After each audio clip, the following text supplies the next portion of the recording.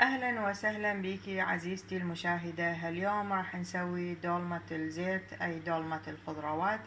طبعا دولمة لذيذة جدا. تقريبا تركنا ناكل دولمة اللحم لأنه هذه أطيب. تعالي وياي حتى أشوف لك المواد المطلوبة وطريقة العمل والمقادير. دولمتنا لهذا اليوم هي دولمة الخضروات أو دولمة الزيت. راح نحتاج لها طبعا هنا عندي بصل مقطعته، بصل وثوم مع بعض قطعتهم ناعم. احتاج لها عندي هنا من حفظت الباذنجان والشجر او الكوسه.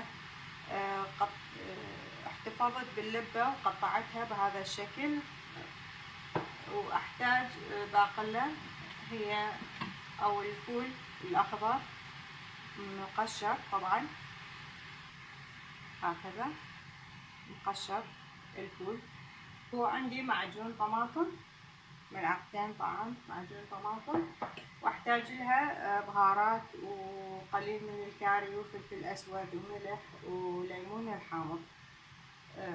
هسه راح اخلي البصل عندي هنا اقليه شويه.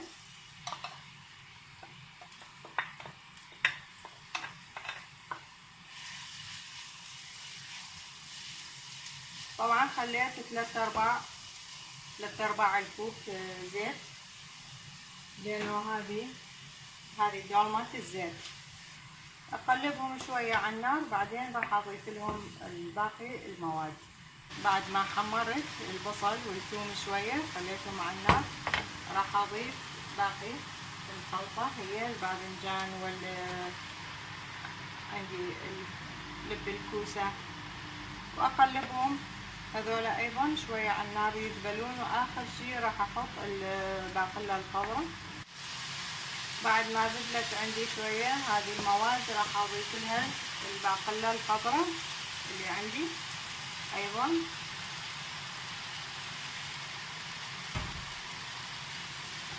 واقلب ايضا. اضيف عندي انا الكاري اختياري، اذا انت تحبين كاري بالدولمة او ما تحبين هو اختياري، بس انا افضل احط كاري حوالي نصف ملعقة طعام كاري، ملعقة طعام بهارات زيادة لانه انا احب البهارات بالاكل. هذه اللي حطيتها بهارات مشكل، فلفل اسود ملعقة حسب انتم ما تحبون الاكل حاد او غير حاد، تقدرين انت تتحكمين بالفلفل الاسود. انا دا احط ملعقة طعام فلفل اسود. بعدين عندي الليمون الحامض، هو هذا ملح الليمون اللي يسموه، راح اخلي نصف ملعقة طعام ملح الليمون شوية. لا خلي المعجون ايضا، واقلب هذه المواد مع بعضها. هسه راح اغسل الرز واضيف هذه المواد على الرز وابدي الف الدولمة واحضرها. طبعا هاي وصفتي بالدولمة. الملح ايضا راح اضيف لانه نسيت اضيفه بالبداية، ملعقة طعام ملح الى ملعقة ونص حسب الكمية اللي كمية الدولمة اللي انت دا تسويها. انت تعرفين كمية الملح اللي راح تحطيها، فانا حطيت ملعقة ونص لانه الكمية يعني كبيرة اللي دا اسويها. طبعا بعد ما انتهيت من خلي كل المواد الخضروات مع بعض، غسلت الرز ورفعت المقلاة من النار وضفت الرز على هذه المواد وراح اخلطهم وابدي الف بالدولمة. عندي صارت جاهزة، رأسا راح ابدي الف بس اخلطهم. هنا مثل ما تشوفين عندي بصل، هاي دولمتنا العراقية احنا نحب البصل بالدولمة. هسه هذا راح احشي بهذه الحشوة اللي سويتها. عندي هنا فلفل،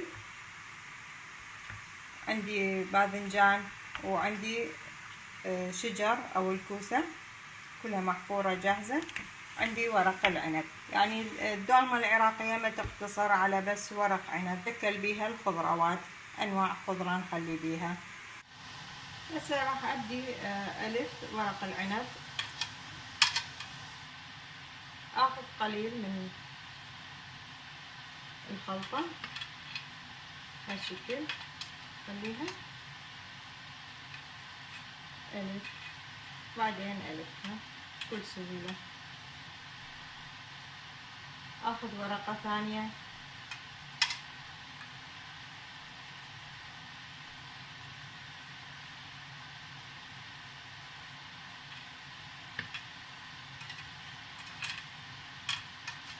هالشكل.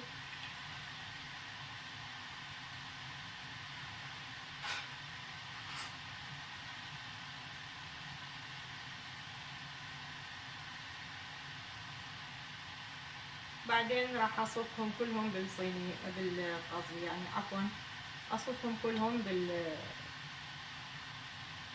اللي عندي اللي راح اطبخ بيه الدولمة.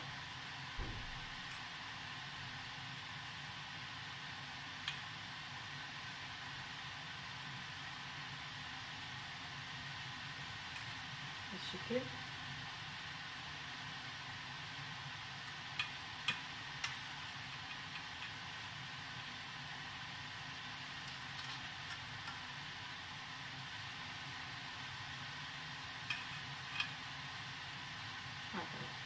اخذ شجر او كوسة واحدة احشيها ايضا،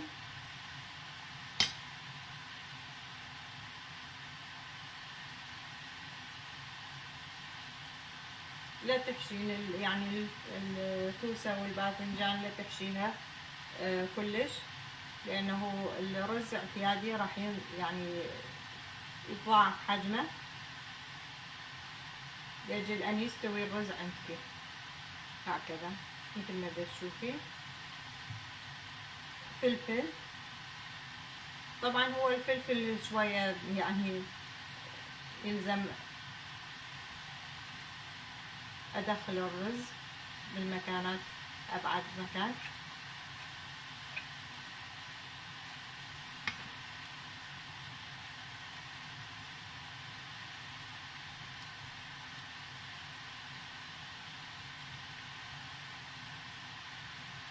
هكذا. بعدين عندي يعني أنا قطعته من فوق الفلفل، أقدر أغسله بجزء من الفلفل. عندي البصل أيضا أحشي نفس الطريقة، لا كثير، نصفه لأنه راح ينتفخ الرز هالشكل. وأصرف هذه المواد كلها بالقدر وأرجع لكم إن شاء الله. عزيزتي، هو هذا هاي الدولمة بعد ما انتهيت من لفها جميعا. طبعا ما كفى قدر واحد، سويته قدرين لأنه ما أريد أضغط عليها كثير لأجل أن تستوي ولا يعني يطاير الماء من القدر. هسه راح أخلي صحن ثقل على الدولمة هكذا، وأخلي لها شوية زيت لأنه ما خليت بقعر القدر زيت، قليل من الزيت لأنه لا تنسين هذه دولمة الزيت، وقليل من الليمون الحامض، الليمون ملح الليمون قليل مو كثير لأنه وقت هنا أيضا قليل هكذا. طبعا شغلت الحرارة على النصف. هسه راح أضيف لها ماء مغلي، أخلي لها ماء يعني على قدر أشوف مثلا يصير نفس المستوى. الدولمة بعد يحتاج ماء، وحرارة وسط، لا حرارة عالية جدا حتى لا ينشف المي من عنده وبعد داخله ما من يعني ناضج. اكو ناس تحب الدولمة ميامية، يعني اكو ناس تحبه بيرفكت. هالشكل يعني كلش مناسب. هذا هاي الكمية مال المي اغطي القدر، ونفس العملية القدر الثاني ايضا.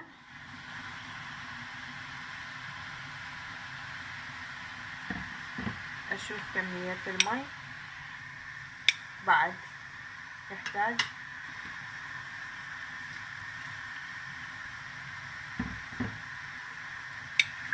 اعتقد هذه صارت شوية زيادة. اقدر ازيد الحرارة حتى يعني ينشف المي. هكذا راح انتظر الى ان تنضج، بعدين اقلبها واقدمها.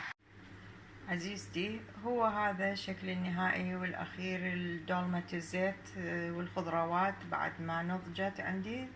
يعني اخذ الوقت بين النص ساعة و3/4 ساعة الى ان ما نضجت. هي هذه وصفتي، اتمنى تعجبك وتجربيها، وشكرا جزيلا للمشاهدة.